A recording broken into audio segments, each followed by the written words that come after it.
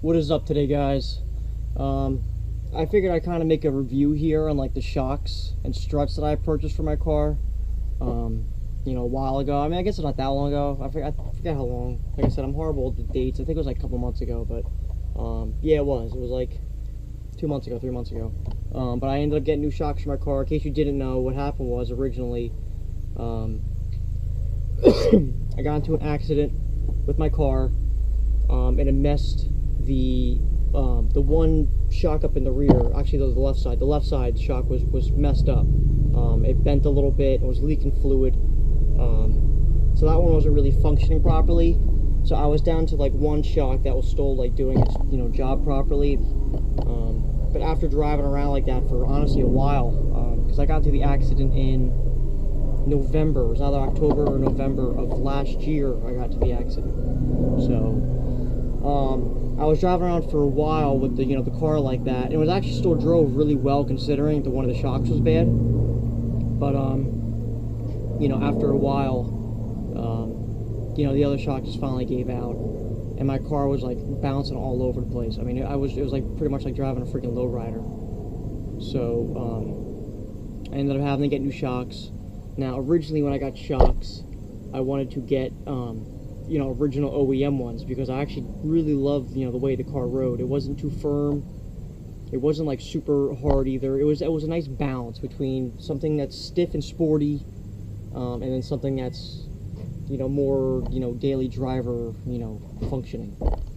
So I mean, I was pretty happy with the OEM shocks, and I was even willing to spend a little extra money on getting the OEM ones. But I went to the dealership. I could get the rear shocks. That wasn't an issue, but I figured if I'm doing shocks for my car, I'm gonna do the fronts as well because the fronts were actually okay. So I was like, all right, I'll just do all of them. I got a quote from them, see how much it was gonna be. It actually, believe it or not, wasn't that much more than getting like struts and shocks from like an aftermarket company. It actually wasn't that much more. You'd be surprised. Probably like $100 more. But the reason why I did not end up going with the OEM ones was because for the front struts, I actually have the OEM struts here. I'll show you. I kept them because they're still good. I'm actually trying to sell them, believe it or not.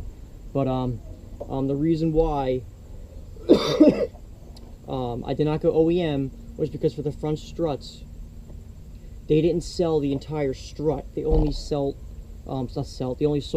rebuild kits for the front struts, which is I don't know why they would do it like that. You could buy the shock, obviously the rear shock's no problem, but for the front, I'll show you right here. See, they didn't just sell this entire assembly. They sold like the spring, then you sold the shock, then they sell like the hardware for it. They didn't actually just sell this whole thing. You had to like rebuild it yourself. And I was like, listen, I'm not rebuilding that. You know what it's like to try to compress that spring? It's a pain. You got to get a spring compressor, and then, I mean, that's dangerous too. Especially if you're doing it in like a driveway or something.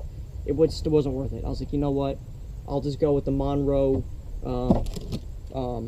like heavy duty shocks and struts. And that's pretty much what the video is about, a review on those, because I put some miles on them. I think I have enough miles on them to say how comfortable they are and how nice they are. So far, I will say, so far so good. I really like them a lot. It kind of feels like it's slightly stiffer than the factory shocks and struts. That also might be because my original shocks and struts, I mean, when I got my car was, almost 10 years old. Yeah, it was almost 10 years old when I bought my car. So, I mean, you got to think, after 10 years of, doing whatever my car is used for, whether it was being an EMT car or police car, I mean, whatever it was used for, I mean, it's still 10 years of service. It definitely wasn't babied. I'm sure, it's had some rough nights and, long days, whatever. But, you know how cops are. They, not their car. It's like a rental car. Is that a B? But it's like a rental car, you know what I mean? It's not your car, so beat on it. Who cares? You're not the one paying for it. It's the same exact thing with cops and any, town car or whatever. So, I'm sure they have they have gone through their, their fair, fair amount of abuse. But my car still, like I said, rode great with those on. But you know, after the accident, I mean, the accident really is what finished them off. I mean, the fronts, like I said, are still good. The fronts are actually still good. But if I had to compare, you know, the stock between the Monroe heavy duty, I'm actually going to say, believe it or not, I think the Monroe actually feels a little bit better. Like I said, it might be because mine were kind of old and I got them. I mean, we'll see how these end up holding up over the original ones. The OEM ones held up great until I messed them up. Now, I have the part number 271346. That's for the front struts. So if you want the front struts there, it's not a rebuild. It all comes in one. It's one solid thing, just like this was, which is what I wanted. Like I said, I didn't want to compress and do all that. So if you are looking at them, it's like the Monroe severe duty shocks, I think it was. I don't have the box for the rears. I threw that out. What I'll do is I'll put like the part number in the description so you guys can see what shocks I ordered. I think I actually put another video. I think I put the front shocks, I mean the front struts and rear shocks in. But I'll put them in again. But if you are looking at getting them, so far so good. Prices kind of vary on them. I don't remember how much these were. If I remember correctly, I think each front one was $150 or $100. Yeah, it was either $150 for the fronts or $100 each. So the fronts were a little bit more expensive than the rear. I don't remember how much the rears were. I think the rear was $120 for both, I think it was. So the rears were definitely cheaper than the fronts. But I mean, you also get, there's a lot more with the fronts. You know, you get a whole spring, you get a whole assembly, so it's a whole entire strut, so I have more money. But price-wise, like I said, it actually wasn't that much more than, you know, Ford, you know, Motorcraft OEM ones. And so far, like I said, they're holding up really well. I'm really happy with them. The only thing, there was one thing I don't like about them. I don't remember what it was. There was actually one thing that I remember I kind of didn't. Oh, I think if I remember, we put them on. I think there was a little bit of like a noise. I don't know if that was the shocks. The shocks just like wearing in, but I remember at first there was kind of a little bit of like a. It felt like there was a little bit of a noise. Maybe that was just in my head, but I think the shocks are just trying to adjust. But that went away. I mean, when you put these on too, you'll notice your car is going to sit kind of high if you do end up putting these on. I'm sure it's the same for the OEM ones too, from Ford.